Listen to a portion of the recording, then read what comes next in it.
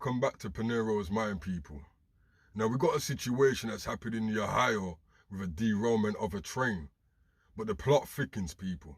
We all know about Hollywood have got this thing of showing you what's going to happen before it happens. But this is ridiculous, people. Check this out. Super light buzz today. Definitely no anxiety over here. This story is one of the weirdest coincidences ever. People living in eastern Ohio evacuated their homes last week following a train derailment and chemical spill that sent toxic chemicals into the air.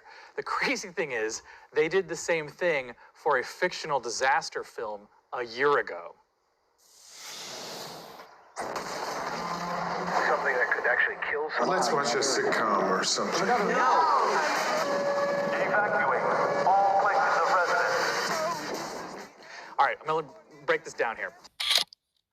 Today, the EPA said the train that derailed and caught fire in East Palestine, Ohio, was carrying and actually released more toxic chemicals than was first reported. That major train derailment in Ohio. Hundreds were forced to evacuate, and now they're complaining of headaches and sore throats. And what's even worse, some animals are dying. People say their animals have become sick. Don't tell me it's safe. Something's going on if the fish are floating in the creek. The movie is called White Noise. It came out on Netflix in November. It stars Adam Driver. The premise of the movie is this: a freight train derails and explodes, and families have to flee the toxic fallout.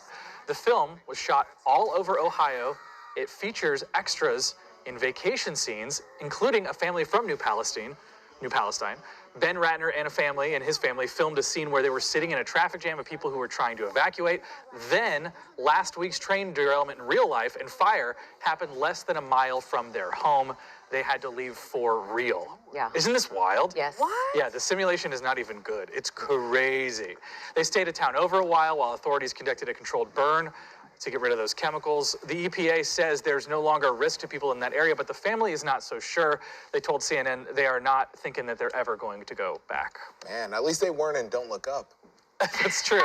Could have ended a little bit differently. Could have been that one. But you said you saw this movie. Don't Look Up is kind of coming true right now. I mean, with the 4 different objects in the sky. 50 cars went off the track near the Pennsylvania border, causing a day-long fire in that area. It looked like there was a mushroom fire, which was quite concerning in that area. It's been 12 days since the fiery derailment of a train carrying hazardous chemicals through East Palestine, Ohio. Ohio officials confirming some 3,500 fish died in local waters in the days after the derailment. This train apparently was not considered a high hazardous material train. Therefore, the railroad was not required to notify anyone here in Ohio about what was in the rail cars coming through our state. I mean, this mayor went on. He had so many different press conferences. At one point, he told the people who live in a certain area they were going to die. Anyway, at this particular press conference, he went on to say this is absurd and Congress needs to take a look into the situation. Officials are assuring people in that area it's safe, it's okay to return. There are precautions despite complaints of persisting odors, reports of sick and dead animals, contaminated water. Some of the chemicals on the train are known to cause cancer. Surveillance footage also shows the train on fire about 20 miles before it derailed with hazardous chemicals as it passed through Salem, Ohio. Officials lifted an evacuation order for residents Wednesday, saying the air and water are safe. The state's Department of Natural Resources reports nearly 8 miles of waterways in the Ohio River are contaminated. At least 3,500 fish have died, and some residents say their cats and chickens have died. So now they're even more concerned because they were told it was safe to go back. They've been drinking the water. Now they're told you can't drink the water. Brockovich says questions remain as to the extent of the contamination. She says areas in neighboring Pennsylvania could also be affected. So there you have it, people. You see the film at the beginning, the Hollywood movie, White Noise.